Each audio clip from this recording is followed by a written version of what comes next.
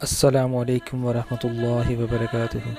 نامور علماء کرام کے تاریخی اور ایمان افروز بیانات سننے کے لیے ہمارا چینل کو وزٹ کریں۔ فی امان اللہ۔ اپنا خیال رکھیے اور ہمارے چینل کا بھی۔ کہ اگر ہم یہ نیت کر لیں کہ ہم تو حضور صلی اللہ علیہ وسلم کی محنت والے اور حضور کے مقصد اور فکر والے ہیں، تو اللہ کے ہاں ہم اس محنت اور فکر والے شمار ہو جائیں گے، اور پھر اللہ اسی کے مطابق ہماری تربیت فرمائیں گے اور ہماری نیتوں کا اثر پورے عالم پر پڑے گا، اور اللہ آخرت میں اجر بھی ایسے ہی دیں گے۔ فرمایا صرف مغفرت مقصود نہیں ہے، مغفرت تو اللہ ایک فاحشہ عورت اور وہ جنگل میں جاتے ہوئے ناپاک جانور کتے کو پانی پلا دے تو اس سے اللہ نے اس کی مغفرت فرما دی۔ اللہ کے رسول نے کہا، گواہی دی کہ وہ جنت میں ہے، تو بھئی اللہ تو مغفرت تو وہ 99 جہاں لوگوں کا قاتل، اور جب اس کو ندامت ہوئی، کسی عابد سے اس نے مسئلہ پوچھا، اس نے کہا تمہارے لیے توبہ نہیں، اس کو بھی قتل کر دیا، 100 پورے ہو گئے، لیکن پھر دل میں ندامت آئی اور ندامت ہو کر عالم سے پوچھنے گیا کیا میرے لیے توبہ ہے؟ اس نے کہا توبہ سے تمہیں کون روک سکتا ہے؟ تم توبہ کر لو، اللہ معاف فرما دیں گے۔ لیکن سمجھ گئے کہ جس ماحول میں رہتا ہے وہ ماحول اس کو ٹھیک نہیں چلنے دے گا، وہ جو ہے برے لوگوں کی بستی ہے وہ چھوڑ دو اور نیک لوگوں کی بستی میں چلے جاؤ۔ وہ چلنے لگا، ابھی آدھا راستہ بھی اس نے جو ہے طے نہیں کیا تھا کہ موت آ گئی، وقت آ گیا، اجل آ گئی، فرشتے آئے، اس کی روح قبض کر لی۔ وہ جب گرا اور گرتے ہوئے بھی زندگی کے سانس باقی تھے، اس کو ندامت تھی اور عزیمت تھی کہ بھئی جو عالم نے کہا میں نے اس پر عمل کرنا، اس بستی کو چھوڑنا، کہ گرتے ہوئے بھی اپنے جسم کو اس نے آگے کی طرف سرکایا۔ یہ ندامت اور اس کی یہ حرکت اللہ کو پسند آ گئی۔ اب حدیث میں صاف ہے کہ رحمت کے فرشتے بھی آ گئے اور عذاب کے فرشتے بھی آ گئے۔ عذاب کے فرشتے کہنے لگے زندگی دیکھو کتنا خون کیا ہے، وہ دیکھو یہ جہنم کا مستحق ہے، اور وہ رحمت والے فرشتے کہ دیکھو یہ راستہ جو اس نے اختیار کیا، یہ تائب بن کر، نادم بن کر اللہ سے معافی مانگ رہا ہے، اور یہ جتنے قدم اس سے اللہ کے حکم کی بنیاد پر اٹھائے ہیں۔ اب دونوں کا جھگڑا تو اللہ کی طرف سے یہ ہوا، اللہ نے فرشتہ بھیجا کہ دونوں بستیوں کے فاصلے کو ناپ لیا جائے اور جس کے یہ زیادہ قریب ہو ان بستی والوں میں سے اس کو شمار کیا جائے۔ اگر جہاں بدماشوں کی، کافروں کی بستی کو چھوڑ کر آیا ہے وہ زیادہ قریب ہے تو یہ ان میں سے ہے، اور اگر جہاں جانے کا ارادہ کیا نیک لوگ ہیں اس کے زیادہ قریب ہے تو یہ ان میں سے شمار ہوگا۔ فرمایا فاصلہ ناپا گیا، لیکن امر تو اللہ کے ہاتھ میں ہے۔ اللہ کو اس کی ندامت اتنی پسند آئی، ایک روایت میں آتا ہے کہ وہ اپنی اصل بستی کے زیادہ قریب تھا، بالش یا 2 بالش، اللہ نے اس کو حکم دیا کہ وہ پھیل جائے، اور جس بستی کی طرف جا رہا تھا اس کے 2-3 بالش زیادہ تھے، اللہ نے فرمایا سکڑ جائے۔ جب دیکھا تو چند بالشوں کا فرق تھا کہ جس کی طرف جا رہا تھا وہ کم فاصلہ تھا، رحمت والے فرشتوں نے اس کو لے لیا، اور اللہ کے رسول فرماتے ہیں کہ وہ جنت کا مستحق ہو گیا۔ تو پچھلے علاقے کو چھوڑنا اور تائب بن کر نکلنا، اس لیے بھئی ہم سارے عالم کی نیت، کیونکہ نقل و حرکت سارے عالم کے لیے ہے، اور دوسرے اجتماعیت ہے کہ مجتمع ہو کر اس دل کے جڑے ہونے کے ساتھ یہ عمل ہوگا تو اس میں خیر و برکت ہوگی۔ تو اس لیے کہتے ہیں بھی جماعتوں کی صورت میں ہم نے چلنا ہے، مسجدوں میں بھی ہم نے جہاں جماعت کی صورت میں کام کرنا ہے اور مشورے کے تابع بن کر۔ تو اس کے لیے جماعتیں اللہ کے راستے میں جاتی ہیں، جو اللہ کے راستے میں، کتنے خوش قسمت ہے یہ لوگ کہ جو اللہ کے راستے میں جا رہے ہوں، تشکیل جب ہو تو فوراً اللہ کے راستے میں نکلے، تشکیل ہوتے ہی پھر دیر نہیں کرنی۔ اس کے لیے حضرت عبداللہ ابن رواحہ رضی اللہ تعالیٰ عنہ کا واقعہ کہ حضور نے ایک لشکر تیار کیا، زید ابن حارثہ، جعفر ابن ابی طالب، ان کو یکے بعد دیگر امیر، اور تیسرا عبداللہ بن رواحہ، اور خبر دی کہ تینوں شہید ہو جائیں گے۔ حضرت عبداللہ بن رواحہ نے دیکھا روانگی کے دن کہ جمعے کا دن ہے اور جمعے صبح کو جماعت روانہ ہو رہی ہے، حضور نے ہدایت دی اور روانہ کیا، انہوں نے کہا جمعے میں تھوڑا سا فاصلہ ہے اور یہ جمعے کا میری زندگی کا مدینے میں آخری دن ہے اور ابھی نماز ہونے والی ہے، کچھ دیر بعد ساتھیوں کو روانہ کر دیا۔ اب کتنی اچھی نیت کہ مسجد نبوی میں اور حضور صلی اللہ علیہ وسلم کی امامت میں اور خطبہ سن کر جمعے کو ادا کرنا، سواری تیار ہے اور میں چلا جاؤں گا۔ جماعت کو وہ آدھے دن پہلے چلے گئے اللہ کے راستے میں، اور یہ جمعے کے بعد حضور نے دیکھا اے ابن رواحہ تم کیسے پیچھے رہ گئے؟ اے اللہ کے رسول لِأُجَمِّعَ مَعَكَ، آپ کے پیچھے جمعہ پڑھنے کے لیے، اور سواری تیز ہے، وہ وہاں منزل تک مجھ سے پہلے نہیں پہنچیں گے، میں سواری کو تیز دوڑا کر شام تک پہنچ جاؤں گا۔ فرق کتنا ہوا کہ اللہ کے راستے میں وہ آدھے دن پہلے نکل گئے، میں آدھے دن بعد جا رہا ہوں، اور دونوں مل جائیں گے، پھر آگے چلیں گے اور سب کو شہادت بھی نصیب ہوئی۔ اللہ کے رسول صلی اللہ علیہ وسلم نے فرمایا اللہ اکبر کہ آدھا دن کا وہ آدھے دن جو رہ گئے تو تم سے 500 سال کے جہاں پہلے آگے ہیں وہ آگے چلے گئے۔ جی ہاں، تو اس لیے ایک دفعہ حضور صلی اللہ علیہ وسلم نے ایک لشکر کو روانہ فرمایا اور رات کا وقت تھا، صحابہ کرام کہنے لگے یا رسول اللہ اگر آپ اجازت دیں تو ہم رات گھروں میں گزاریں اور صبح کو نکل جائیں، تو حضور نے حکم نہیں دیا، فرمایا کیا تم نہیں چاہتے کہ تمہاری یہ رات بھی جنت کے باغوں میں سے کسی باغ میں گزرے؟ صحابہ سمجھ گئے اور اللہ کے راستے میں نکل گئے۔ اس لیے بھائی جماعت ہو، جماعت کا ایک ذمہ دار ہو، اور دو ساتھیوں کی جوڑی بنا دی جائے۔ جماعت پوری ویسے بھی مجتمع رہے اور دو ساتھیوں کی جوڑی بنا دی جائے، 2 ساتھیوں کو خدمت کے لیے متعین کر دیا جائے۔ حضور صلی اللہ علیہ وسلم صحابہ کے لشکروں کو روانہ فرماتے اور اکٹھے چلنے کا حکم فرماتے تھے، اور پھر 2-3 دن کی جوڑی بھی بنا دی جاتی تھی، اور صحابہ کے الگ ہونے کو ناپسند کرتے۔ ایک دو لشکر میں روانہ ہو گئے تو صحابہ سب اکٹھے جا رہے ہیں، ایک نوجوان نفیس سا وہ الگ جا رہا ہے۔ حضور نے پوچھا کہ بھئی کیوں الگ جا رہے ہو؟ یا رسول اللہ یہ لشکر اکٹھا چل رہا ہے، گرد و غبار اڑ رہی ہے، اس سے مجھے تکلیف ہوتی ہے۔ فرمایا اپنے آپ کو الگ نہ کرو، اس گرد و غبار میں آ جاؤ کہ یہاں تو تمہیں گرد و غبار لگ رہی ہے لیکن حقیقت میں جنت کی خوشبو ہے جو اللہ تمہیں عطا فرمائیں گی۔ تو اس لیے بھی جماعت کا اکٹھے رہنا۔ اب اکٹھے رہ کر 2 ساتھیوں کو خدمت کے لیے متعین کیا جائے۔ اب جیسے وہ ایک صحابی ہیں عقبہ ابن عامر غالباً واقع ان کا نام ہے، وہ 12-13 صحابہ آئے تھے حضور صلی اللہ علیہ وسلم کی خدمت میں اور حضور صلی اللہ علیہ وسلم سے جو ہے سیکھنے کے لیے۔ تو اب وہ سارے کے سارے اب ہر ایک اپنی جو ہے جانور کا، اونٹ کا سواری کا انتظام کرے تو ان کو ہر ایک کو لگنا پڑتا، تو یہ جو ہے نا جماعت فارغ ہو جائے 2 ساتھی خدمت میں، یہ بھی صحابہ کی سیرت سے ثابت ہے۔ تو عقبہ ابن عامر رضی اللہ عنہ فرماتے ہیں کہ میری باری تھی اونٹوں کو چرانے کی، اس طرح باری لگتی تھی، بھائی آج ان 2 کی خدمت ہے، آج ان 2 کی خدمت ہے تو باری لگتی تھی۔ میرے اونٹوں کے چرانے کی باری تھی، سارے دن ان کو چرائے اور شوق تھا کیسے حضور صلی اللہ علیہ وسلم کی مجلس میں پہنچوں اور پہنچ کر حضور کے دیدار سے آنکھوں کو اور دل کو ٹھنڈا کروں اور حضور کی باتوں سے علم کا نور حاصل کروں۔ کہ جب میں اپنی اونٹ چرا کر اور ان کو اپنی جگہ پہ باندھ کر مسجد نبی میں آیا، اللہ کے رسول کو دیکھا کہ اللہ کے رسول جو ہیں صحابہ کو سکھلا رہے ہیں،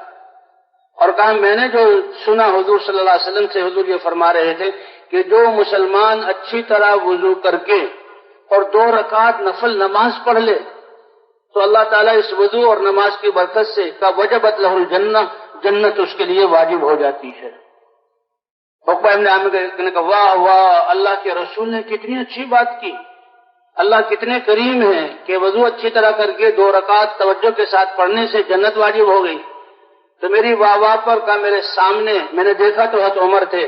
کہنے لگے او نووارد مسافر، تم نے یہ ابھی اتنی بات سنی ہے، تم نے پہلی بات نہیں سنی، اگر پہلی بات سن لیتے تو تم کہتے کہ وہ اس سے بھی اچھی بات ہے۔ کہا وہ کیا ہے؟ کہ اللہ تو اتنے دینے والے ہیں۔ حضور صلی اللہ علیہ وسلم نے فرمایا کہ جو آدمی وضو کرے پاکی حاصل کرنے کے لیے اور نماز پڑھنے کی نیت سے وضو کرے، جو آدمی اچھی طرح وضو کر لے اور وضو کے بعد یوں کہ اشہد ان لا الہ الا اللہ واشہد ان محمد رسول اللہ، جو یہ کہہ دیں تو اللہ جو ہے 7 جنت کے 8 دروازے اللہ اس کے لیے کھول دیتے ہیں، جس دروازے میں سے چاہے وہ داخل ہو جائے۔ تو اس طرح ساتھی جمع ہو کر اپنے سفر کی ترتیب بنائیں اور جو ہے اپنے جہاں سے روانہ ہو رہے ہیں وہاں سے اکٹھی جماعت چلے، راستے میں 2 کی جو ہے جوڑی بنا لی جائے، اور خدمت کے جو پیسے ہیں وہ ایک ساتھی کے پاس نہ جمع کیے جائیں بلکہ 2-3 ساتھیوں کو تقسیم کر دیے جائیں۔ ذمہ داری 2 ساتھیوں کی، وہ بس اسٹاپ پر پہنچے ہیں، یہ ریل گاڑی میں پہنچے ہیں، ایک پرانا ساتھی ایک نیا ساتھی، راستے پہ چلتے ہوئے دائیں طرف چلنا ہے، آپس میں سیکھتے سکھاتے چلنا ہے۔ ایک تو 6 نمبروں کو ہم نے سیکھنا ہے۔ 6 نمبر کیوں؟ جیسے کہ آپ حضرات نے بیان میں سنا کہ یہ ہمارے اس دین میں ہر عمل میں 6 نمبر ضروری ہے۔ پورا دین تو نہیں ہے لیکن اس کے بغیر چارہ بھی نہیں ہے۔ بتائیں ایمان کے بغیر کون سا عمل قبول ہے؟ حضور صلی اللہ علیہ وسلم کی سنت کے بغیر کون سا عمل قبول ہے؟ اور جہالت کے ساتھ عبادت، وہ تو عبادت نہیں ہے، وہ تو نافرمانی ہے۔ اللہ کی عبادت کرنا علم کے ساتھ اور اللہ کے دھیان کے ساتھ اور اپنے اعمال کی حفاظت کرنے کے لیے اخلاق کے ساتھ کہ ہمارا سرمایہ دوسرے کے پاس نہ چلا جائے، اور اخلاص کے ساتھ، اور تبلیغ یعنی مجاہدہ نفس کے ساتھ قربان کرنے پر ان 6 نمبروں کو سیکھنا ہے، ان کے مقاصد کو سیکھنا ہے، کیسے حاصل کیے جائیں اور کیسے جو ہیں ان کے فضائل کیا ہیں، ان کی دعوت دینی ہے اور ان نمبروں کو حاصل کرنے کے لیے کوشش کرنی ہے۔ کہ سب سے پہلے یہ نمبر نماز میں، نماز کو ایمان کی بنیاد پر، نماز کو حضور صلی اللہ علیہ وسلم کی سنت کے مطابق، نماز کو اللہ کے اتارے ہوئے علم کے مطابق، نماز کو اللہ کے دھیان کے مطابق، اور تعلیم میں جو فضائل سنے ان فضائل کی استعداد اور شوق کے ساتھ، اور نماز کو اخلاص کے ساتھ، اور نماز کو مجاہدہ نفس کے ساتھ اس نماز کو پڑھنا ہے۔ نماز عبادات میں پہلے صفات زندہ ہو گئی تو پھر معاشرت میں بھی اور معاملات میں بھی اور اخلاقیات میں بھی یہ صفات زندہ ہوگی، اور مسلمانوں کی زندگی ایک مبارک زندگی بنے گی، جس سے ان کی نسلیں بھی آگے دین پر چلیں گی اور باہر سے دیکھنے والے لوگ ان کی بھی ہدایت کا ذریعہ بنے گا۔ دعوت بھی ہے اور دین کو اب زندگی، صحابہ کہتے کونوا مثلنا، ہماری زندگی دیکھ لو، ہماری طرح ہو جاؤ۔ تو اس طرح بھائی 6 نمبروں کو سیکھنا ہے اور ہر جہاں عمل کو ان 6 نمبروں کی بنیاد پر کرنا ہے۔ اب بس اسٹاپ پہنچے ہیں اور یہاں اسٹیشن پر پہنچے ہیں تو 2 ساتھی خدمت والے ہی وہ بس والوں سے بات کریں گے، 2 ساتھی ہی وہ ریل گاڑی کی ٹکٹ لائیں گے اور ایک ساتھی کو دے دیں گے۔ اگر ریل گاڑی میں آنے میں دیر ہے اور یا بس کے آنے میں دیر ہے تو بھئی ہم وہاں بیٹھے ہوئے ہیں تو دائی کا کوئی وقت جو ہے وہ خالی نہیں گزرنا چاہیے۔ اب اسٹیشن پر اور بس اڈے پر بہت سے لوگ آئے ہوئے ہوں گے، وہ بھی بسوں کے انتظار میں ہوں گے۔ جیسے شکاری وہ شکار کے انتظار میں بیٹھا ہوتا ہے اور یہی شکار نشانے پر آیا وہ اس کو شکار کرتا ہے، تو اسی طرح مسلمان کا مل جانا یہ ہمارے لیے بہت بڑی دولت ہے۔ ساتھیوں کو 2 تقسیم کر کے انفرادی دعوت اڈوں پر اور جو ہے اسٹیشنوں پر یا ریل گاڑی میں اکٹھا کر کے ایک ساتھی بیان کرے، یہ ہمارا مزاج نہیں ہے۔ ایک ساتھی پرانا ہے، ایک ساتھی نیا ہے، اور ہماری دعوت کو اللہ نے کتنا آسان کیا کہ ہماری دعوت کیا ہے، لوگوں کو بتانا اے دنیا بھر کے انسانوں، کامیابی اللہ کے خزانوں سے ملتی ہے اور اللہ سے کامیابی لینے کا راستہ اللہ کا دین ہے، اور دین اللہ کے احکام اور حضرت محمد صلی اللہ علیہ وسلم کی سنت کا مجموعہ ہے، اور یہ دین ہماری زندگیوں میں آئے گا۔ اس کے لیے نبیوں کی محنت ہے اور ختم نبوت کی وجہ سے یہ محنت اللہ نے ہمارے ذمہ کی ہے۔ ہر مسلمان سے اس کی زندگی کا مقصد اور مسلمان ہونے کی عظمت کو بتلانا اور محنت پر اس کو آمادہ کرنا۔ تو بھئی کریں گے نا انشاءاللہ؟ ہاں، ایک ایک تک یہ آواز پہنچے، اس لیے کہتے ہیں ہر مسلمان تک یہ آواز پہنچ جائے۔ یہ آواز ہی پہلا قطرہ ہے۔ ہم جو آج اس حد تک پہنچے ہیں وہی پہلی دعوت جو سنی تھی وہی ذریعہ بنی، اس لیے ہم اس میں بخل نہ کریں، ہر مسلمان تک یہ آواز۔ اگر ساتھی سارے نئے ہوں اس وقت دعوت دینے کی ہمت نہ کریں تو جماعت اپنی جو ہے تعلیم شروع کر دیں اور تعلیم میں ان کو بٹھا لیا جائے۔ اب تعلیم ہماری یہ تو اسی دعوت کی تقویت کے لیے ہے جو ہم لوگوں سے بیان کرتے ہیں کہ اللہ کامیابی دیں گے اعمال پر، تو کیسے دیں گے؟ دیکھو نماز پڑھنے پر یہ ملے گا، رزق ملے گا، اللہ کی مدد اترے گی، اللہ شفا عطا فرمائیں گے۔ حضور صلی اللہ علیہ وسلم مسجد نبی میں تشریف لائے، ابو ہریرہ کو دیکھا لیٹے ہوئے اور انہوں نے بیماری کی شکایت کی، قم یا ابا ہر، اے ابو ہریرہ اٹھو، نماز پڑھو، نماز میں شفا ہے۔ تو بھئی یہ اس نماز سے ہم فائدہ حاصل کرنے والے کیسے بن جائیں، اور جو نماز پر نہیں ہے وہ کتنا نقصان کر رہے ہیں، وہ مسلمان اس نقصان سے کیسے بچ جائیں، اس کے لیے ہمیں محنت کرنی ہوگی۔ ہمارا ہر عمل محنت پر ابھارنے کے لیے، پھر آگے محنت میں ایمان یقین کی دعوت ہے اور تعلیم ہے اور ذکر و عبادت ہے اور خدمت ہے، ایسے ان کو ذمہ داری کا احساس دلا کر محنت پر آمادہ کرنا۔ اب یہ محنت حضور صلی اللہ علیہ وسلم کی محنت بھی زندہ ہو اور حضور صلی اللہ علیہ وسلم کا نہج بھی ہو، اور اس پورے نہج میں حضور صلی اللہ علیہ وسلم کی سنت کا اتباع بھی ہو۔ راستے پر چلنا حضور صلی اللہ علیہ وسلم کی سنت کے مطابق، سواری پر سوار ہونا حضور صلی اللہ علیہ وسلم کی سنت اور دعاؤں کے مطابق۔ اب گاڑی پر سوار ہوئے ہیں، اسی طرح یہ ہے کہ بھئی ہر آدمی اپنے سامان کا خود ذمہ دار ہو، اور اس لیے اللہ کے راستے میں بقدر ضرورت ہم سامان لے کر نکلے، ساتھیوں کو سمجھایا جائے تاکہ اللہ کے راستے میں نکل کر ہمارا وقت اعمال میں لگے۔ مسجد سے باہر اگر جائیں تو دعوت کے اور اس محنت کے سلسلے کے اعمال میں جائیں، اور ویسے ہمیں بازار جانے کی ضرورت پیش نہ آئے۔ اس لیے ضرورت کا سامان لے کر نکلیں، حضرات صحابہ کرام کا تو ایمان ایسا تھا کہ وہ ضرورت اور اسباب کو نہیں دیکھتے تھے، وہ تو اللہ کے امر کو دیکھتے تھے۔ اگر کھانا نہیں ہے تو ان کے لیے کھانوں میں برکت ہوئی، اگر پانی نہیں ہے اللہ نے آسمان سے بارشیں برسائی۔ ایک سفر میں تو اور بڑا مشکل سفر تھا، کھانا جہاں ختم ہو گیا، تھوڑے سے کھانا رہ گیا، لوگوں نے جانور ذبح کرنا شروع کی۔ حضرت عمر نے کہا یا رسول اللہ اگر یہ اونٹ ذبح ہونا شروع ہو گئے، تبوک میں جانا ہے، پھر ہمارا وہاں تک پہنچنا یہ مشکل ہو جائے گا، ابھی بھی جو ہے سفر مشقت والا ہے، تو یا رسول اللہ آپ یہ صحابہ سے کہیں کہ ان کے توشے دانوں میں جو پنیر کے ٹکڑے ہیں، جو ستو کے کچھ جو ہیں کچھ مقدار موجود ہے، جو کھجوریں ہیں، وہ ایک دسترخوان پر جمع کر لیں۔ ایک دسترخوان بچھایا گیا، صحابہ نے جو ہے اپنے جو ہے توشادان اور تھیلے اس میں جو ہے ڈھاڑ دیے، تھوڑا سا کھانا جمع ہوا، اللہ کے رسول صلی اللہ علیہ وسلم نے دعا کی اور فرمایا اپنے توشے دانوں کو بھر لو، کا سارے توشے دان بھر گئے اور پھر بھی کھانا اتنا ہی موجود تھا جتنا شروع میں تھا۔ تو صحابہ کرام تو اس طرح توکل اور ایمان کے ساتھ نکلتے تھے۔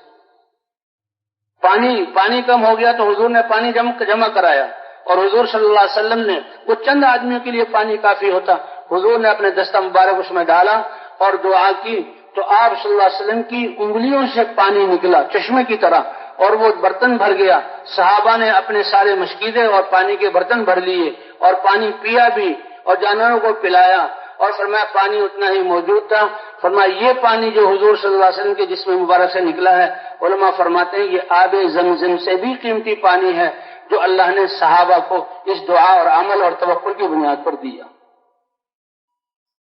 اور علی الحضرمی رضی اللہ تعالیٰ عنہ نکلے اللہ کے راستے میں، اور دشت میدان ہی میدان، آبادیاں نہیں، اور پانی ختم ہو گیا، فرمایا دعا کی، اللہ نے آسمان سے بارش برسائی۔ تو اس طرح بھائی ہم جو ہیں کمزور ہیں، اس لیے اپنی ضرورت کا سارا سامان، تاکہ پھر اللہ کے راستے میں 40 دن اعمال میں، 4 مہینے اعمال میں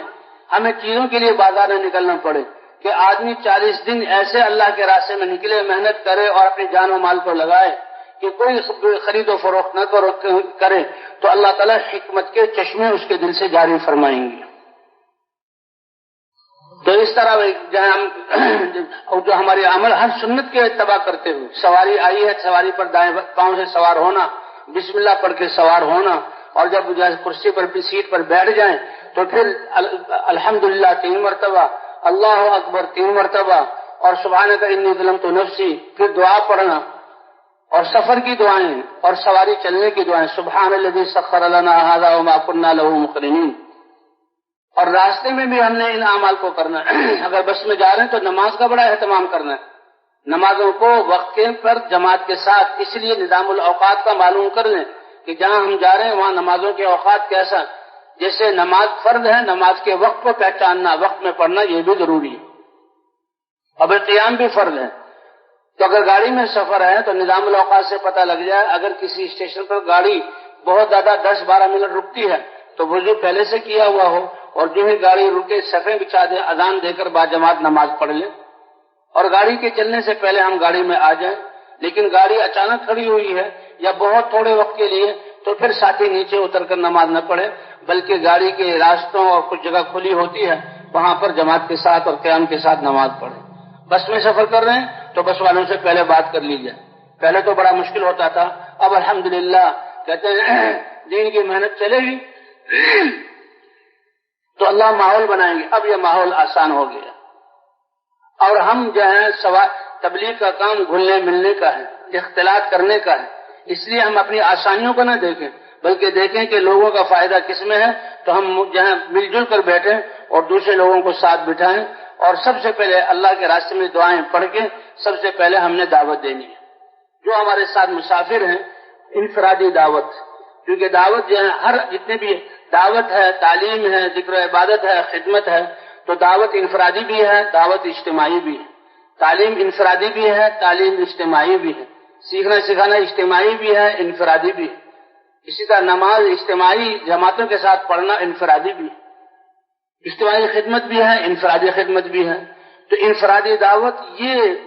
حضور صلی اللہ علیہ وسلم کی سیرت میں زیادہ ہے، اور سب سے زیادہ فائدہ انسان جو اپنی تربیت اور ایمان بنانے کے لیے انفرادی دعوت، تو اس لیے جو ہے نئے اور پرانے ساتھ دو مل کر جو ہے جو مسافر ہیں ان کو دعوت دیں. اور ہماری دعوت میں جیسے عرض کیا گیا کہ سب سے پہلے یہ بتلانا کہ سب کچھ اللہ کے قبضہ قدرت میں ہے. کامیابی اللہ کے خزانوں سے ملتی ہے اور کامیابی لینے کا طریقہ اللہ کا دین ہے. اور دین اللہ کے احکام کو نبی صلی اللہ علیہ وسلم کے طریقوں پر ماننا اور اللہ کی منع کی ہوئی چیزوں سے بچنا، یہ ہے دین کا مجموعہ. اور یہ دین زندگیوں میں نبیوں کی محنت سے آتا ہے. اللہ تعالیٰ نبیوں کو بھیجتے تھے. حضرت محمد صلی اللہ علیہ وسلم کے ختم نبوت کے صدقے سے اللہ نے یہ محنت ہمیں عطا فرمائی. اور اللہ نے اس دعوت کے اصول قرآن میں تفصیل بیان کی. کہتے ہیں یہ عبادت والے احکام ہیں، اجمال ان کا قرآن میں اترا. حضرت محمد صلی اللہ علیہ وسلم نے تفصیل بتلائی کہ روزہ مہینے بھر میں رکھنا ہے، لیکن روزہ ہے کیا، کب ہم نے کھانا پینے سے رکنا ہے اور کب افطار کرنا ہے اور روزے میں کن چیزوں سے بچنا ہے، یہ اللہ کے رسول نے بتلایا.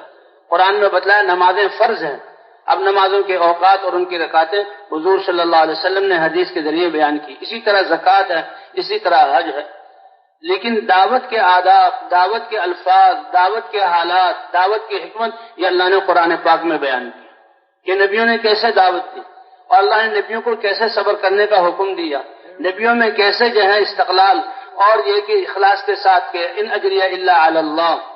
اور حالات آنے پر نبیوں نے کیسے صبر کیا. اور دعوت کے بارے میں ادعو الی سبیل ربک بالحکمت والموعظۃ الحسنہ، آپ اللہ کے رستے دین کی طرف بلائیے حکمت کے ساتھ. حکمت کسے کہتے ہیں کہ موقع شناسی، مزاج شناسی، اگلے بندے کی استعداد کو پہچاننا، اس کی استعداد اور اس کے مزاج کے مطابق بات کرنا. جب ہم یہ انفرادی دعوت دیں گے اور سیکھنے کی نیت سے دیں گے اور دعوت دیتے ہوئے اللہ سے مانگتے رہیں گے اور مسلسل دعوت دیتے رہیں گے، اللہ حکمت کی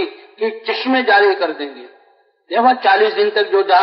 اللہ کے راستے میں نکلے اور اللہ کے دین کی محنت کرے اور دنیا کی بات اور خرید و فروخت نہ کرے، اللہ اس کے دل پر حکمت کی چشمے جاری فرما دیں گے. تو حکمت میں سے یہ ہے کہ جس سے بات کر رہے ہیں پہلے اس کی دینی سطح معلوم ہو جائے، نام پوچھ لیں، اس کا کام پوچھ لیں، کہاں جا رہے ہیں، تو کہاں جا رہے ہیں، کہاں اترنا ہے، اس سے وقت بھی پتہ لگ جائے گا اور تھوڑے جملوں سے پتہ لگ جائے گا کہ دین کی اس کی کیا سطح ہے. پھر اس سے بات کرنا جس سطح پر ہے اس سے آگے چلا کر. اور ہم نے تو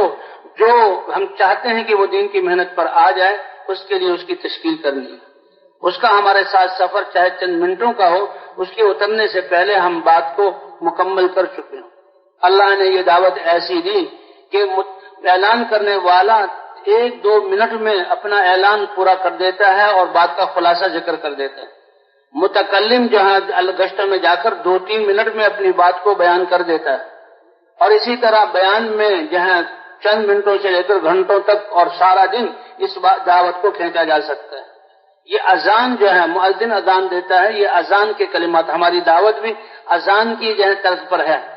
اور یہ پوری دعوت تامہ کے الفاظ کہہ دیتا ہے، اللہ اکبر سے لے کر لا الہ الا اللہ کی. جب ہم اس اذان کو سنتے ہیں اللہم رب ہذہ الدعوۃ التامہ،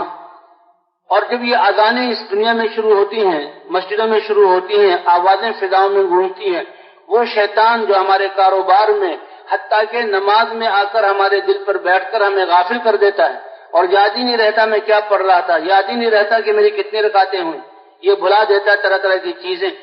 نماز جیسی عبادت میں دل پر بیٹھ کر وسوسے ڈالتا ہے. لیکن جب اذان شروع ہوتی ہے تو حدیث پاک میں ہے اس دعوت کی طاقت اور نورانیت کی وجہ سے وہ بھاگتا ہے اور چاروں طرف دوڑتا ہے. اگر چاروں طرف اذانیں ہو رہی ہیں تو پھر فضاؤں میں جاتا ہے اور اتنا اونچا چلا جاتا ہے کہ جہاں اس کو اذان کی آواز سنائی نہ دے،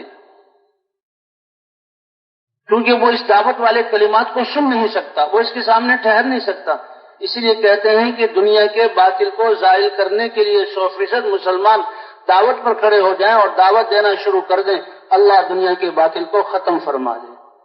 باطل کی طاقت اور ان کے اسباب یہ مکری کے جالے کی حیثیت بھی نہیں رکھتے. اس لیے بھائی دعوت دینی ہے اور اترنے سے پہلے اس کو تشکیل پر، اگر وہ کہے کہ میں تو آپ نے بہت اچھی بات کی، میں تو آپ کے ساتھ جانے کے لیے تیار ہوں، ان کو بتایا جائے کہ نہیں، اس کی ایک ترتیب ہے. اس کی ترتیب یہی ہے کہ آپ کی مسجد میں جو ساتھی جڑ رہے ہیں ان کے ساتھ جڑیں،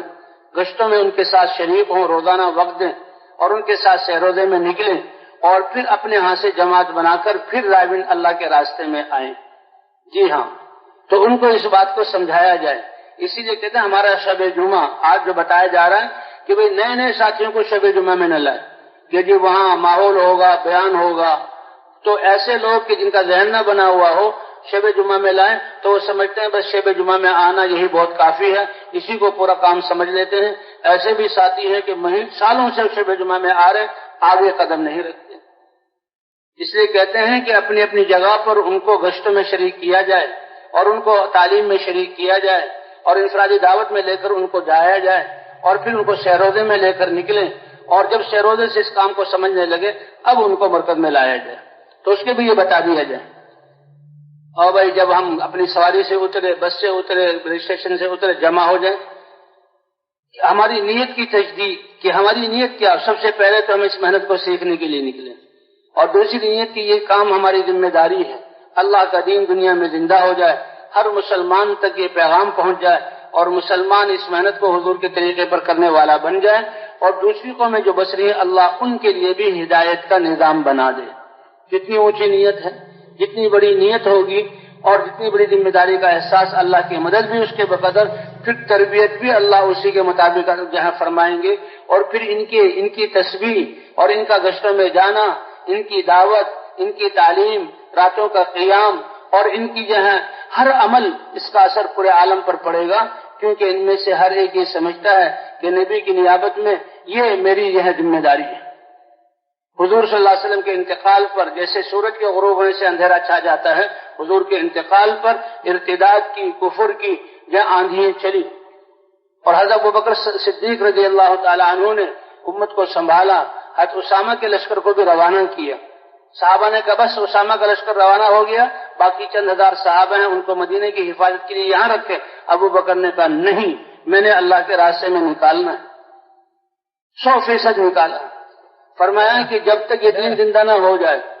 یہ زکوٰۃ کے منکر ہو گئے، بعض مرتد ہو گئے، دین سے پھر گئے، ان سب کو دین کی طرف، حتیٰ کہ اگر ایک لوگ ایسے ہیں کہ وہ زکوٰۃ تو دے رہے ہیں، اغال اس کی رسی نہیں دے رہے، تو اس پر بھی میں ان سے جہاد کروں گا. اور اگر ان لوگوں کے ساتھ جو زکوٰۃ کے منکر ہیں، اقال سے روک رہے ہیں، دینے سے روک رہے ہیں، اگر ان کے ساتھ یہ پتھر اور ڈھیلے بھی ہو جائیں تو بھی میں ان کے خلاف جماعت کو نکالوں. تم نکلو اللہ کے راستے میں. اور جس کی جان کام آ گئی وہ شہید ہو گیا، اس کو شہادت کی موت نصیب ہوئی. اور جو باقی رہا، حضرت ابوبکر صدیق نے فرمایا کہ باقی رہنے اللہ کے راستے میں نکل کر اور اپنے کاموں سے فارغ ہو کر باقی رہنے والے، فرمائیں کہ یہ زمین میں اللہ کے خلیفہ بن کر رہیں گے اور اللہ کے بندوں کا وارث بن کر رہیں گے. اور ایک الفاظ ہے کہ اللہ کے دین کے وارث بن کر رہیں گے. تو کتنی بڑی کہ یہ مسلمان دین کی محنت کرنے والا اللہ کی زمین میں اللہ کا خلیفہ ہے اور یہ اللہ کے دین کا وارث ہے، یہ اللہ کے بندوں کا وارث ہے. اس لیے بھائی ہم نے تو ہر ایک کو اللہ کے راستے میں نکالنا ہے. تو پھر جب ہم وہاں بستی سے اتریں، سواری سے اتریں تو جمع ہو جائیں، ساتھیوں کو جمع کرایا جائے. ان کی نیت کس نیت سے جا رہے ہیں کہ ہر مسلمان حضور کی محنت کو ذمہ داری سمجھ کر کرنے والا بنے. یہ ہر گھر میں اور ہر مسجد میں یہ اعمال زندہ ہوں اور یہ بستی مدینہ منورہ کی بستی کے حضور کے زمانے میں نمونہ تھی، وہ نمونہ بن جائے.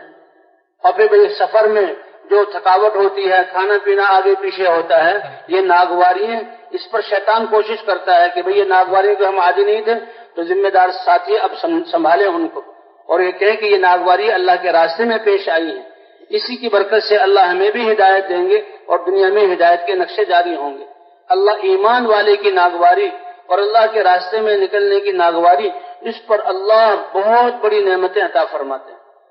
اب دیکھیں کہ ہلکی سی ناگواری جس میں ہمارا بس نہیں ہے، اس میدان میں بیٹھے ہوئے ہیں، سفر کر رہے ہیں، ہماری فضاؤں کا غبار ہمارے جسم پر آتا ہے،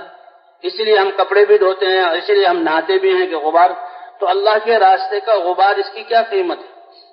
ایک حدیث میں آتا ہے کہ اللہ تعالیٰ ایمان والوں کو اپنے عرش کے نیچے خاص منبروں پر بٹھائیں گے اور وہ عرش کے سائے میں ہوں گے اور وہ دیکھیں گے کہ ان کے اور عرش کے جو فاصلہ ہے بیچ میں مشک کے ٹیلے ہیں. عرش سے ایک بہت آرام دہ ہوا چلے گی اور وہ ان مشک کے ٹیلوں سے مشک اڑا کر فضاؤں کو معطر کرے گی اور وہ مشک ان کے جسموں پر پڑے گی. روایت میں آتا ہے کہ وہ فرشتوں سے پوچھیں گے یہ مشک اور یہ یہ خوشبو، یہ اکرام کس وجہ سے؟ فرمایا جو تم اللہ کے راستے میں نکلتے تھے تمہارے راستوں پر جو غبار پڑتی تھی ان ذرات کو اللہ نے آج خوشبو اور مشک بنا کر تمہارے جسموں پر ڈالا ہے۔ اور فرمایا جس جسم پر غبار اللہ کے راستے کا پڑ جائے، جہنم تو بہت دور کی بات ہے، دھواں وہ بھی اس کو نہیں پہنچ سکتا، اللہ جہنم کی آگ کو حرام کر دے۔ یہ فضائل ان کو سنائے جائیں۔ اور اس وقت جو ترغیب دی جا رہی ہے، بستی والے جو گاؤں کی طرف جا رہے ہیں ان کو جمع کر لیا جائے دعا کے عنوان سے، تاکہ وہ سنیں کہ ہمارا آنا کس مقصد کے لیے، اور ہم سے پہلے وہ بستی والوں کے پاس ہمارے نمائندے بن کر جائیں کہ یہ اللہ کے راستے میں نکلنے والے، ان کی تمنائیں اور ان کی ہمارے لیے خیر کے ارادے، یہ تو ہمارے بچوں، نسلوں، ہماری پوری بستی اور اللہ کے لیے امن اور اللہ کی طرف سے سعادت کے فیصلے کروانے کے لیے آئے ہیں۔ اور دعا میں جو دعا مانگیں اور رونا آئے تو اس سے دیکھ کر وہ متاثر ہوں گے۔ پھر بھائی بستی کے جاتے ہوئے راستے کے دائیں طرف چلنا ہے، دو ساتھی، فرمایا کہ نظر کی ہم نے حفاظت کرنی ہے۔ صاف روایت میں آتا ہے کہ یہ نظر تو شیطانوں کے تیر میں سے ایک یہ زہر آلود تیر ہے، اگر دنیا کی چیزوں پر پڑے گی اس کا اسباب آئیں گے، اس کا اثر ہمارے دلوں میں آئے گا۔ نظروں کی حفاظت کرتے ہوئے اگر ایک بستی سے دوسری بستی ہم جا رہے ہیں، ان بستی والوں کو پہلے سے بتا دیا جائے، اور بستی کے نظر آنے پر دعا، بستی میں داخل ہونے کی دعا، اور راستے ہی میں حالات کچھ معلوم کر لی جائیں، بلکہ جس علاقے میں تشکیل ہو وہاں کے حالات کے کیسے حالات ہیں یہیں سے معلوم ہو جائے، تاکہ ہر ساتھی فکر مند ہو جائے کہ کیسے ہر مسلمان کو اس کی دینی اور دین کی محنت کی سطح سے آگے کرنا ہے۔ مسجد میں پہنچے تو مسجد میں رک جائیں، یہ اللہ کا گھر ہے اور اللہ کے گھر میں داخل ہونے کے آداب ہیں، اس کی عظمت اور اس کی مساجد یہ اللہ کا گھر ہے، جی ہاں، اور مسجد میں بیٹھنے والے یہ اللہ کے ہم نشین ہیں، اور فرشتے جو یہاں اس مسجد میں ہر وقت ہوتے ہیں، تو مسجد میں داخل ہوتے ہوئے مسجد کے جو آداب اور دعا وہ پڑھ کے داخل ہوں۔ ہمارا یہ سامان ہے کہ بقدر ضرورت ہم اپنا سامان رکھیں، اس سامان کو لے کر اگر مسجد میں جماعت والوں کے لیے کوئی حجرہ بنا ہوا ہے تو سامان اور بستر اس میں ہو، سونا اور کھانا بھی اس میں ہو، باقی اعمال مسجد میں، لیکن ایسا کوئی حجرہ نہیں ہے کسی اور کا ہے تو پھر ہم نے دخل اندازی نہیں کرنی۔ بستروں کو قرینے کے ساتھ مسجد کے کونے میں رکھ دیں، چادر سے اس کو ڈھانک دیں۔ خدمت کا سامان اگر مٹی کے تیل کا چولہا ہے یا گیس والا چولہا ہے یا پیاز ہے اور لہسن ہے، ایسی بدبودار چیزوں کو لے کر مسجد میں داخل نہیں ہونا، اور نہ مسجد کی انتظامیہ اور اذان اور امامت میں ہم نے کوئی دخل دینا۔ ہم تو ایک محنت کے لیے وہاں آئے، مسجد کی صفائی کی ضرورت ہو تو وہ صفائی کر لیں، جی ہاں، اور اس کے بعد بھائی استنجا وضو سے فارغ ہو کر اور جو ہے وضو کر کے 2 رکعت نماز صلاۃ الحاجہ پڑھیں۔ کہ ہمارا اسی کام میں جو ہے دعوت ہے اور دعا ہے، دعوت ہے اور دعا ہے، تو دعاؤں کا اہتمام پہلے بہت ہوتا ہے، اب بھی ہم اہتمام کریں۔ اے اللہ ہمیں صحیح کام کے کرنے کی توفیق عطا فرما، اور جن لوگوں کے پاس جا رہے ہیں اے اللہ ان کے دلوں کو ہماری بات کے لیے نرم فرما اور ان کو اپنے دین کی محنت کے لیے قبول فرما۔ تو سب سے پہلے مشورہ ہے، پہلے سے پرانے ساتھیوں کو اطلاع ہوگی تو وہ آ جائیں گے، تواضع کے ساتھ، پوجنے استادی کے انداز میں نہیں، نرمی کے ساتھ ان سے حالات لے لیں، کیونکہ حالات اگر پتہ لگ جائیں تو پھر اس کے بعد مشورہ ہو، اس سے اگلی سطح پر لانے کے لیے ہم محنت کریں۔ حالات پتہ نہیں ہوں گے تو نئے سرے سے محنت کرنی پڑے گی، کتنا ہمارا محنت کا حصہ ضائع ہو جائے گا۔ اللہ نے یہ مشورہ دیا ہے، بہت ضروری، سارے ساتھی اس مشورے میں بیٹھے۔ اگر جو ہے نماز کا وقت قریب ہے تو تھوڑا سا مشورہ ہو جائے اور پھر بعد میں جو ہے وہ مشورہ ہو، مشورہ تفصیلی ہو، اعمال کی تقسیم کا مشورہ بھی ہو۔ مشورے کے بعد پرانے ساتھیوں سے حالات لے لیے گئے، اب ایک ساتھی سے پوچھنا کہ مشورہ جو ہے یہ ہماری تربیت کے لیے، کام کی حفاظت کے لیے، ساتھیوں کی استعداد کو جو ہے وہ کام میں لانے کے لیے اور ان کے آگے تربیت کے لیے مشورہ بہت ضروری ہے، اور مشورے سے دل جڑیں گے۔ اللہ نے اپنے نبی کو مشورے کا حکم دیا، حضور صلی اللہ علیہ وسلم نے صحابہ کو مشورے پر ڈالا۔ مشورے کے بعد اب سارے ساتھیوں کو ہم 2 آدمی جو خدمت کے لیے رہے اور باقی ساتھی جو 2 ساتھی مسجد میں آنے والے ہیں ان کو سنبھالنا، ان سے بات کرنا، اور باقی ساتھی 2 کی جوڑی بن کر پوری بستی میں پھیل جائیں، ایک پرانا ساتھی اور ایک نیا ساتھی ہو۔ اور یہ اس کو ملاقاتیں کہتے ہیں، انفرادی ملاقاتیں، اسی میں انفرادی دعوت کا موقع، تو یہ انفرادی ملاقات ہے۔ اگر خواص سے ملاقات ہے تو کہتے جی یہ خصوصی ملاقاتیں ہیں، یا ان کو یا عمومی گشت بھی کہہ دیا، جو ہے انفرادی گشت بھی کہہ دیا جاتا ہے۔ تو ہم بستیوں میں داخل ہوں ان کے دروازے سے۔ اب بستیوں کے دروازے کون ہیں؟ جو وہاں کے خواص ہیں، اگر دین کے اعتبار سے حاجی اور دین کے اعتبار سے کوئی بڑا عالم اور اسی طرح دنیا کے اعتبار سے جہاں کوئی M N A M P A یا سردار ہے، ان لوگوں سے ملنا ہے۔ حضور صلی اللہ علیہ وسلم کے پاس جب قبائل کے سردار آیا کرتے تھے تو آپ ان کی حیثیت کے مطابق، حضرت جریر اپنے قبیلے کے یمن کے سردار تھے، حضور صلی اللہ علیہ وسلم کی خدمت میں حاضر ہوئے، مجلس بھری ہوئی تھی تو آپ نے کہا جہاں وہیں بیٹھ جاؤ، اور آپ نے اپنی چادر مبارک ان کی طرف پھینکی، ایک چادر بچھا لو۔ اللہ اکبر، کتنے سمجھدار تھے، چادر کو سینے سے لگایا اور چادر کو سر پہ رکھا، اے اللہ کے رسول یہ آپ کی چادر ہے، یہ اس قابل نہیں کہ میں اس کے اوپر بیٹھوں، یہ تو میرے سر پر رہنے کے قابل ہے۔ اور پھر بیٹھ گئے اور فرمایا کہ دیکھو لوگوں کو ان کے مرتبے کے مطابق جہاں ان کے ساتھ معاملہ کیا کرو، پھر دعا بھی مانگنی۔ تو علماء کی خدمت میں بھی جانا ہے، علماء کی خدمت میں جا کر ہم تو کیونکہ جماعت اگر عالم ہے تو وہ تو عالم سے بات کر سکتے ہیں، ورنہ علماء کے وقت کو پوچھ کر اور ان کی خدمت میں دعا کے لیے جانا اور ہدیہ لے کر جانا اور ان کی مجلس سے کیونکہ لوگ مسائل پوچھیں گے دینی فائدہ حاصل کرنے کے لیے جانا۔ بھئی پرانے ساتھیوں سے بھی ملنا ہے، بعض پرانے ساتھی تو اتنے متعارف ہوں گے کہ وہ سنتے ہی آ جائیں گے، بعض ایسے ہوں گے کہ ان کو ترغیب دینی پڑے گی، تو پرانے ساتھیوں کو اپنے ساتھ اگر وہ ان کی ایک تو اگر وہ کام میں اس وقت شامل نہیں ہو رہے، ان کی طرف سے کوئی میل نہ آئے اور ان کی طرف سے نہ ہماری زبان پر کوئی لفظ آئے، نہ کسی سے ان کے بارے میں کچھ سنیں، بلکہ وہ پرانے ہیں تو ان کا ہم پر احسان ہے کہ انہوں نے یہ ماحول بنایا جس کے سے ہم اللہ کے راستے میں نکلے ہیں۔ ان پرانے ساتھیوں کو ان پر تقاضے نہ ڈالے جائیں، ان کو اپنے ساتھ گشتوں میں لے کر خوب پھریں۔ اب گشتوں میں پھریں گے اور وہ دعوت کو سنیں گے، اللہ ان کے دل کو بھی بدل دیں گے۔ اور بھائی عوام الناس سے بھی کوئی فرد بھی، جس مسجد میں ہم آ گئے ہیں ایک بستی کے ایک ایک فرد سے ملے، ہم کوئی فرد بھی باقی نہ رہے، حتیٰ کہ بعض لوگ اپنے کاموں میں گئے راتوں کو آتے ہیں تو راتوں کو مل جو ہے وہ ان سے ملنے کی ترتیب بنائی جائے۔ جس مسجد میں آ گئے ہیں 100% ان سے ملاقات ہو، نقد چلے 3 چلے کی جماعتیں نکلیں اور مسجد میں ایک مضبوط جماعت بن جائے کہ جماعت کے جانے کے بعد بھی مستقل طور پر وہ محنت کرتی رہے، اور اسی طرح اپنے ساتھیوں بھی محنت ہو جائے، سارے ساتھیوں کو سارے اعمال سے گزارنا ہے۔ یہ 2 دن میں پورا ہو جائے تو ٹھیک ہے، ورنہ 3 دن اور بالکل آخری صورت میں تشکیل وغیرہ جماعت کی وصولی ہو تو اصل تو 2 ہی دن میں کام پورا ہو جائے، ورنہ 3 دن بہت مجبوری کی صورت میں 4تھا دن اور پھر اگلی مسجد میں جانا ہے۔ اس طرح بھائی ساتھی جب گشت کریں اور تھک جائیں اور تھک کر اب آئیں تو اب جو ہے تعلیم ہے، کہتے جو ہم یہ دعوت دے رہے ہیں اس دعوت کی تقویت کے لیے تعلیم، کہ ہم جو ساری دنیا کو بیان کر رہے ہیں کہ دنیا بھر کے انسانوں کامیابی اللہ نے اپنے مبارک دین میں رکھی ہے، اور دین اللہ کے مبارک احکام ان کو حضور صلی اللہ علیہ وسلم کے طریقے پر پورا کرنا ہے۔ اب ان سے کامیابی کیسے ملے گی؟ وہ تعلیم کے حلقوں میں پتہ لگے گا کہ تعلیم کے حلقوں سے ہی یہ جو ہے اعمال کا شوق پیدا ہوگا، نماز پر اللہ کیا دیں گے، ذکر پر اللہ کیا دیں گے، اور جہاں اللہ کے راستے میں نکلنے پر کیا کچھ اللہ نوازیں گے۔ تو یہ ہماری فضائل اعمال، حکایت صحابہ میں سے قصہ پڑھنا ہے، اسی طرح جو ہے فضائل نماز، فضائل ذکر، فضائل قرآن، اور جو ہے حج کے جب قریب اب رجب کا مہینہ کے تو فضائل حج میں سے بھی، فضائل صدقات میں سے بھی دونوں حصوں سے پڑھنا ہے، اور بھائی فضائل جو ہے مسلمانوں کی موجودہ پستی کا جو ہے واحد علاج اس میں سے بھی پڑھنا ہے، اور رمضان کے قریب فضائل رمضان میں سے بھی۔ تعلیم میں 3 حصے ہیں۔ سب سے پہلے تو تجوید۔ تجوید کا مقصد کیا ہے کہ ہمارا قرآن پاک کا پڑھنا صحیح ہو جائے۔ اب کس کا قرآن صحیح ہے کس کا نہیں، اگر پہلے دن سارے ساتھی اکٹھے ہو کر یہ قرآن کی چند صورتوں کو دہرا لیں تو اندازہ ہو جائے گا کہ کس کی قراءت صحیح ہے۔ جتنے ساتھیوں کی قراءت صحیح ہو اتنے حلقے لگائے، اگر 2 ساتھی ہو جائیں تو بہت اچھا ہے، اگر اس سے کم ہو تو 3، کسی میں 2،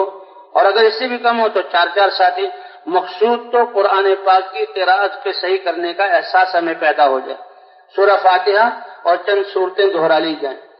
اور اس وقت نشاندہی ہو جائے، اور بعد میں انفرادی وقت میں پھر یہ ساتھی جس کی تجوید میں کمزوری ہے اور یہ جس کو جہاں تجوید آتی ہے یہ دونوں آپس میں مل کر اپنی تجوید کو ٹھیک کریں۔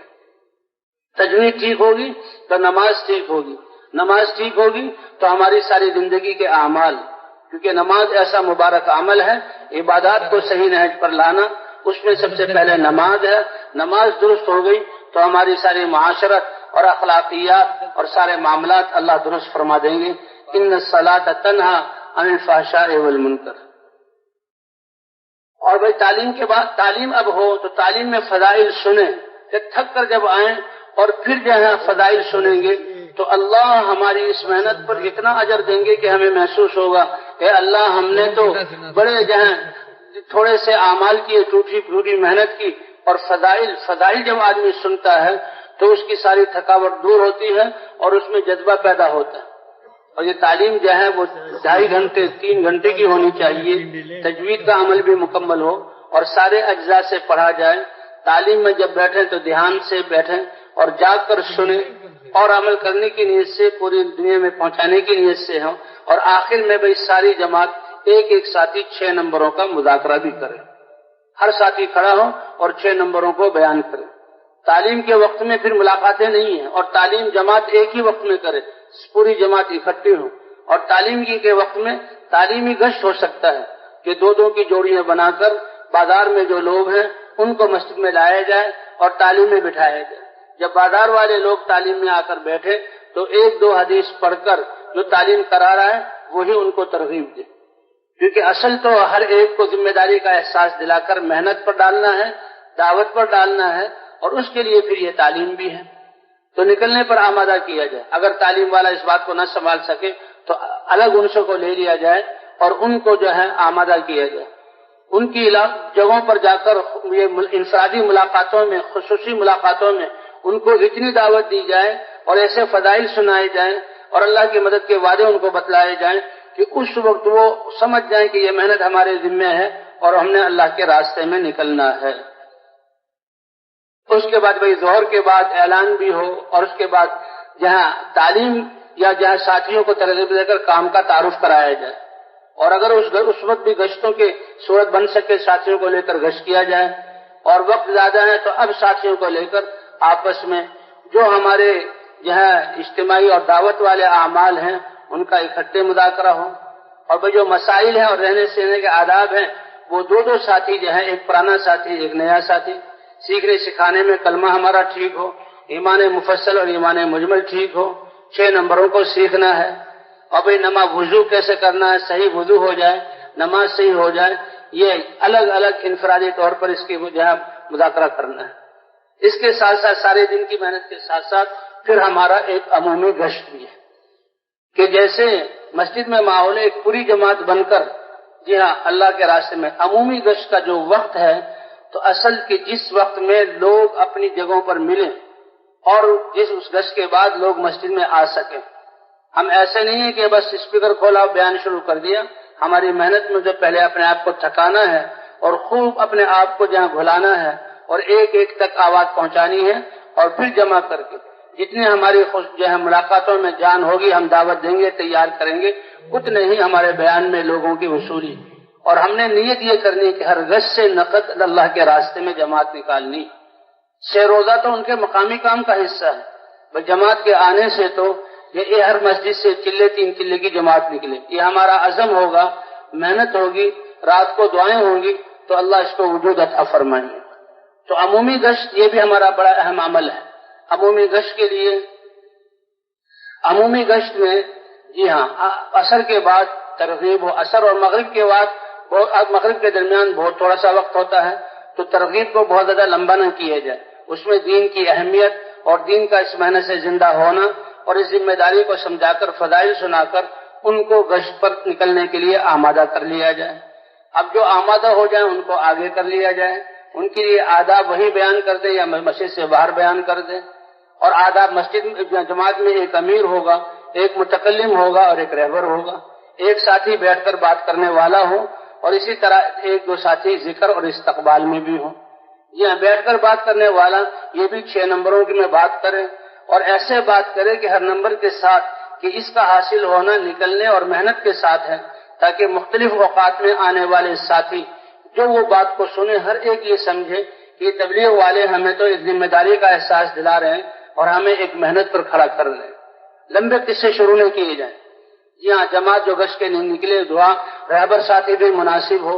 سنجیدہ ہو اور بڑے آداب کے ساتھ ساتھیوں کو بلائیں۔ متکلم ساتھی ایسا ہو کہ جو بات کو مضبوط طریقے پر کر سکے، اور ذمہ دار ساتھی جو ساتھیوں کو جمع کر کے چلے۔ راستے کے دائیں طرف چلنا ہے، گھر گھر ہم نے ملاقاتیں کرنی ہیں اور ہر دکاندار سے ملنا ہے. گھر پر دستک دی ہے تو گھر کے ایک طرف کھڑے جائیں. راستے میں دو ساتھی، اگر راستہ تنگ ہو ایک ساتھی. نظروں کی حفاظت کرتے ہوئے اور ذکر کرتے ہوئے چلنا.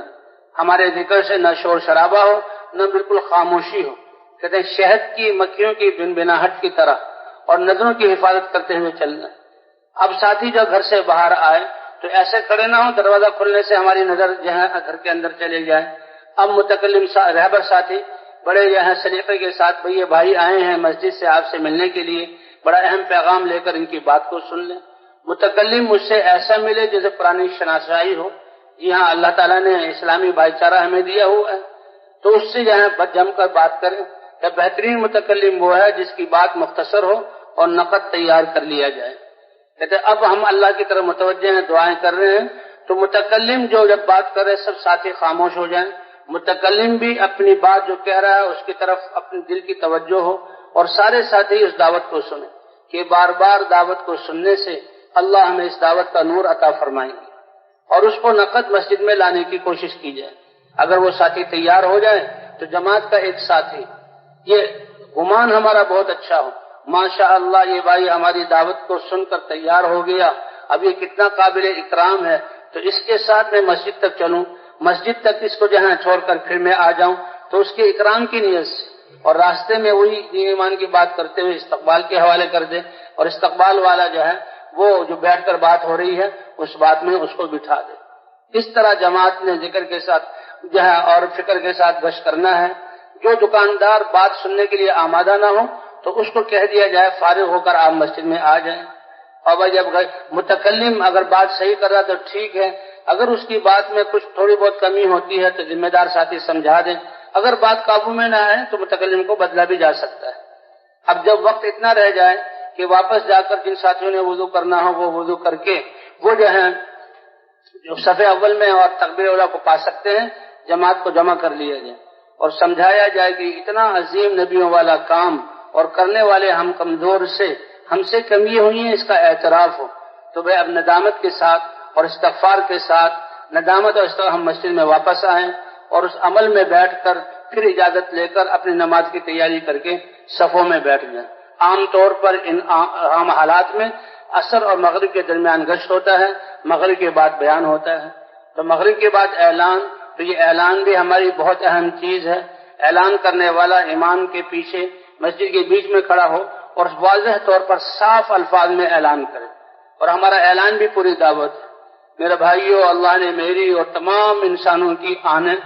کا پوری کامیابی اپنے مبارک دین میں رکھی ہے، اور دین کا زندگی میں آنا یہ نبیوں کی محنت کے ساتھ مربوط ہے. حضرت محمد صلی اللہ علیہ وسلم کی ختم نبوت کے صدقے سے بات ہوگی دین کے بارے میں اہم. آپ حضرات تشریف رکھیں، تھوڑی دیر کے لیے تشریف رکھیں یا کچھ وقت بتائے، ایسا نہیں، آپ حضرات تشریف رکھیں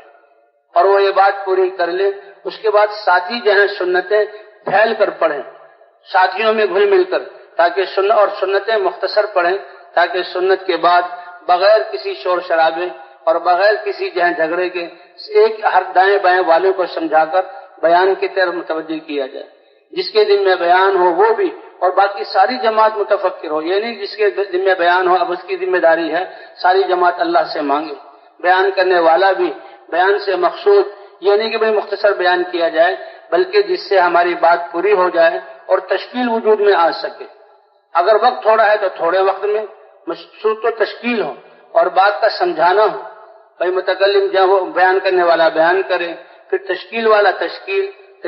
اپنے طرف سے بات شروع نہ کرے. بیان کے بعد تھوڑی دیر مجمع کو چھوڑا جائے، وہ لوگ اپنا نام لکھائیں، جو نام لکھائیں پھر ان کو الگ لے لیا جائے. اگر کچھ جمود آ جائے تو ساتھی جو ہیں ایک دوسرے کو ترغیب دیں اور ترغیب دے کر اللہ کے راستے میں نکلنے پر آمادہ کریں. اچھی بات تو یہی ہے کہ وہ چلے اور 3 چلے جو پورے دن محنت ہوئی ہے، راتوں کی دعائیں ہوئی ہیں، چلے 3 چلے کی جماعت تیار ہو جائے. جو تیار ہو ان کو الگ لے لیا جائے. اب ان کو وصول کرنے کی کوشش کی جائے، ان کے ساتھ جا کر رات ہی کو ان کے بستر اور خرچہ مسجد میں لایا جائے اور صبح کو اللہ کے راستے میں ان کو روانہ کیا جائے.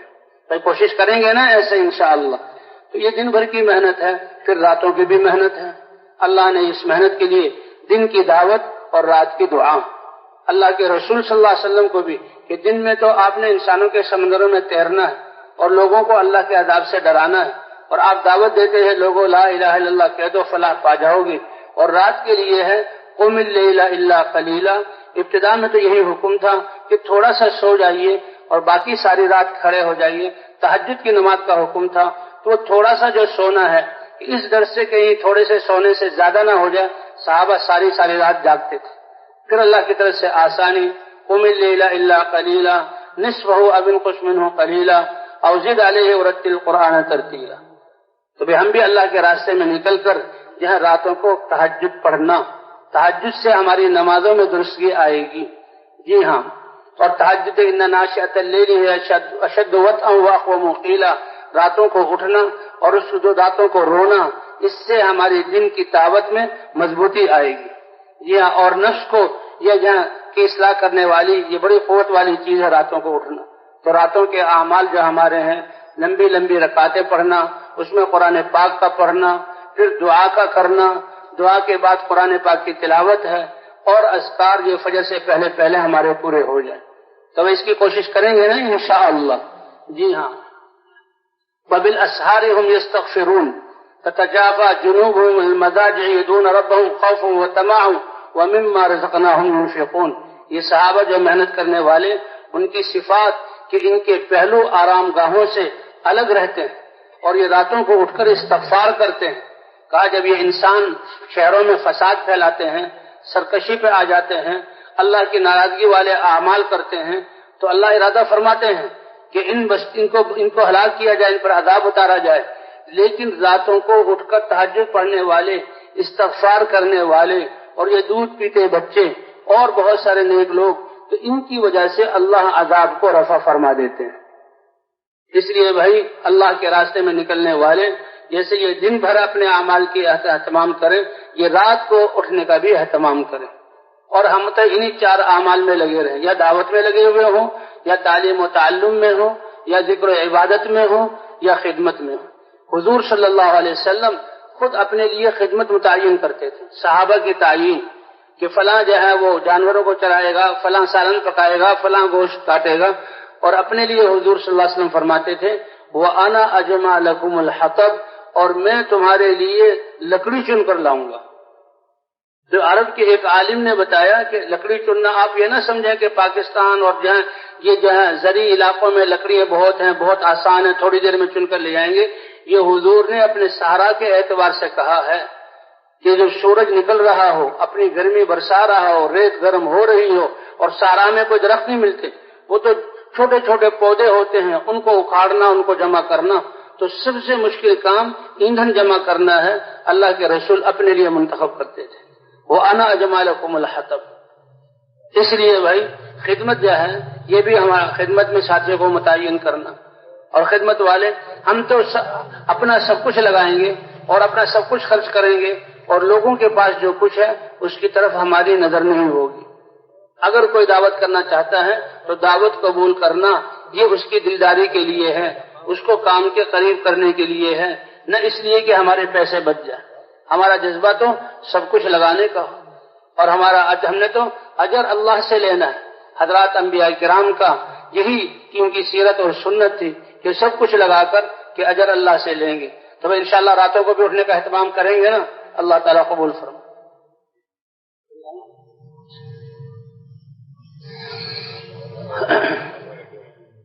تو یہ ہے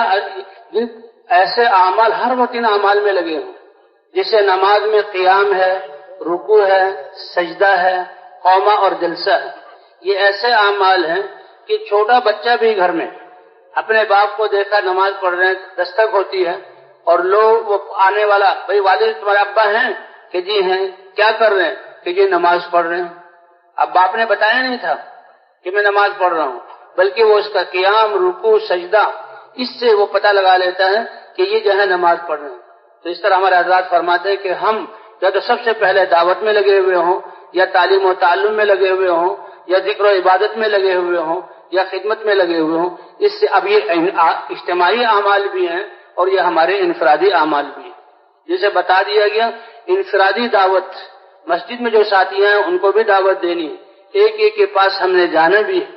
جی ہاں، اسی طرح جیسے اجتماعی تعلیم ہے ایسے انفرادی تعلیم بھی ہے۔ ہر ساتھی اپنے لیے وقت کو فارغ کریں اور فضائل کی یہی کتاب جن کی ہم اجتماعی تعلیم کرتے ہیں، جی ہاں، حکایت صحابہ ہے، فضائل قرآن ہے، فضائل نماز ہے، فضائل ذکر ہے، مسلمانوں کی موجودہ پستی کا واحد علاج ہے، اور فضائل صدقات کے دونوں حصے ہیں، اور رمضان اور حج کے زمانے کے فضائل حج اور فضائل رمضان، اکیلے بیٹھ کر اس کو پڑھنا،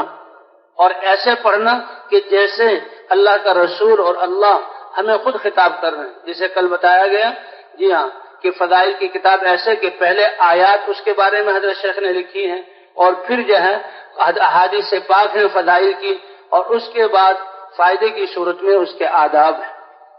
تو انفرادی تعلیم بھی ہم نے کرنی ہے، اور بھائی ذکر کا جو دعائیں ہیں صبح شام کی، ان کا بھی اہتمام کرنا ہے۔ اللہ کا ذکر کس لیے کہ اللہ کا دھیان نصیب ہو جائے، کہ اللہ کی طرف بلانے، ہر وقت اللہ مجھے دیکھ رہے ہیں اور اللہ میری سن رہے ہیں اور اللہ میرے ساتھ ہیں۔ جس کو یہ یقین ہو گیا تو پھر اس کی نظر دنیا کی کسی چیز کی طرف بھی نہیں جائے گی، وہ تو ہر حال میں اللہ ہی کی طرف متوجہ ہوگا۔ جس سے صحابہ کرام کے قصے، جی ہاں، ابو مالکہ ایک صحابی ہیں، وہ سفر میں نکلے تو ان کے ساتھ ایک ڈاکو آ گیا۔ جب ویرانہ آیا تو ڈاکو نے کہا میں تو آپ کو قتل کروں گا اور آپ کا سامان لوں گا۔ تو اس نے وہ سامان لے لو، کہ نہیں تمہیں پہلے مارنا ہے۔